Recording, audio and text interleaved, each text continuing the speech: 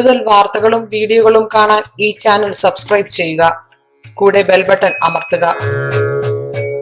നമസ്കാരം. പൂരോരുട്ടാതി നക്ഷത്രം. പൂരോരുട്ടാതി നക്ഷത്രക്കാർ അനുഷ്ഠിക്കേണ്ടതായ വിദ്യാമണ്ണ് അനുഷ്ഠിക്കാൻ കൂടുതൽ ഗുണങ്ങൾ ഉണ്ടാക്കേണ്ടതായ കർമ്മങ്ങൾ എന്തൊക്കെയാണെന്ന് നോക്കാം.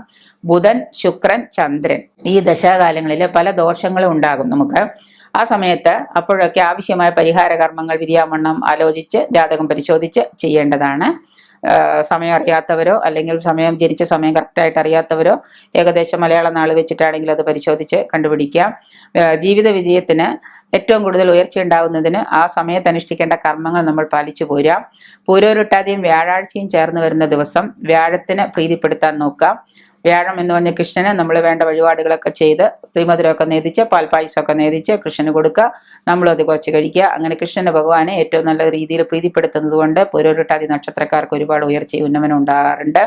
ഒപ്പം തന്നെ പൂരോരുട്ടാതി, പുണർദം, വിശാഖം എന്നീ നാളുകാർ ക്ഷേത്ര ദർശനം, വിഷ്ണു പൂജയൊക്കെ ചെയ്യുന്നത് നല്ലതാണ്. സഹസ്രനാമ ജപം വളരെ വിഷ്ണുവിനെ വിളക്ക് കൊളുത്തി വെച്ച് നെയ് വിളക്ക് കൊളുത്തി വെച്ച് വിഷ്ണുവിങ്കൽ ഇരുന്നുകൊണ്ട് സഹസ്രനാമ ജപം ചെയ്യുന്നത് നല്ലതാണ്. ഈ പൂരോരുട്ടാതി നക്ഷത്രക്കാർക്ക് വിഷ്ണു പൂജ, വിഷ്ണു സഹസ്രനാമ ജപം ഇതൊക്കെയാണ് ഇവരുടെ ഉയർച്ചയ്ക്ക് കൂടുതൽ പറയുന്നത്. ശ്രേയസ് വർദ്ധിപ്പിക്കാനായിട്ട് രാശ്യാധിപനായ ശനിയെ പ്രീതിപ്പെടുത്തുക.